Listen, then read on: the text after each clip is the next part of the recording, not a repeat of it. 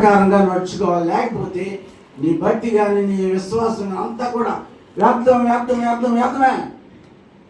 చూసారా? నేను ఎప్పుడైనా ఆలోచించారా? చూడండి, ఇంకోటి చూడండి, ఇక్కడ ఉన్నాడు. ఇది చాలాసార్లు చెప్పాను. ఇక్కడ ఏంటి 5వ వచనం 32 5వ వచనం ఏముందండి? నా దోషములు కప్పుకొనక నీ ఎదుట నా పాపములు ఒప్పుకొంటిని. ఎవరంటున్నారు? దావీదు గారు అంటున్నాడు. ఒప్పుకుంటానండి. ఒప్పుకున్నాడేంటి? ఒప్పుకున్నాడా దావీదు? ఎప్పుడు ఒప్పుకున్నాడు తెలుసా అండి? నాతాను ప్రవక్త గారు వచ్చి బ్రదర్ అని చెప్పి ఒక స్టోరీ చెప్తుంటే, అమ్మో వాడు దుర్మార్గుడండి, వాడిని చంపేయాలండి, వాడు 4 గంటలు ఇచ్చేయాలండి. ఏంటి? నాకున్న ఆస్తులు ఏమీ ఖర్చు పెట్టడంట, లేనోళ్ళ ఆస్తిలో వస్తాడంట.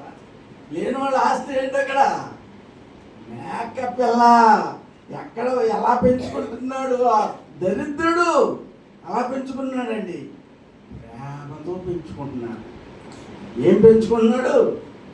మేకపిల్లని పెంచుకుంటున్నాడు. మరి ధనవంతుడి దగ్గరికి వచ్చాడు. ఎవరు? ఆయత్తం చేయటం ఒకడు వచ్చాడు. గెస్ట్ వచ్చాడు. మన పరిభాషలో అనుకున్నాం. గెస్ట్ వచ్చాడు. గెస్ట్ వస్తే ఏం చేశాడు? తనకున్న దాంట్లో ఏది తీసుకోలేదు, కానీ ఎక్కడికి వస్తున్నాడు? ఇదిగో ఈ బ్రదర్ దగ్గరికి వచ్చాడు. వీళ్ళకి ఏముంది? గొర్రె పిల్ల ఉంది. ఆ గొర్రె పిల్ల మనవి అంటే మళ్ళీ తగ్గిపోతాయేమో, ఈ ఒకటేమో తెచ్చేద్దాం అని దాన్ని తెచ్చి ఆయత్తపరిచాడంట. ఎవరికి? గెస్ట్కి. చూసావా దావీదు ఎలా చేశాడు అని నాతాను ప్రవక్త గారు ఎవరితో చెప్తారండి? దావీదుతో చెప్తాడు. అలా చేశాడా? వాడు నిజంగా ఏమైపోవాలి? మరణమైపోవాలి.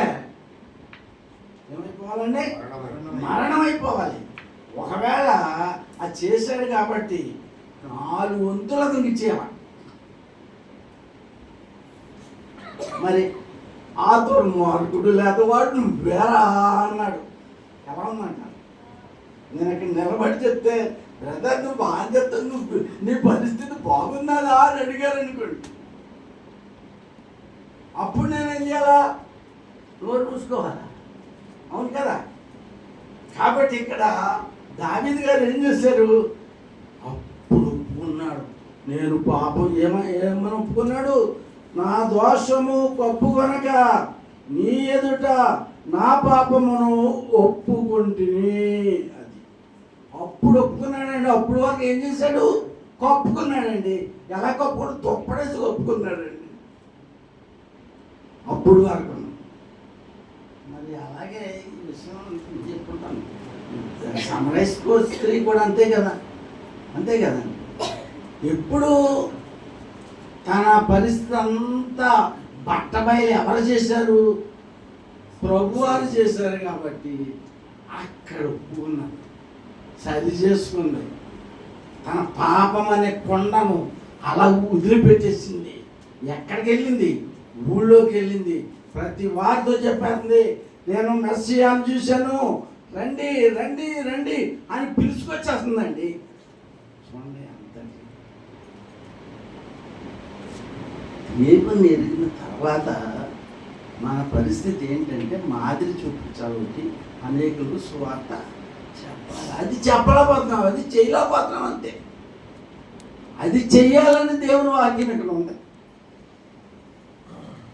యోహాను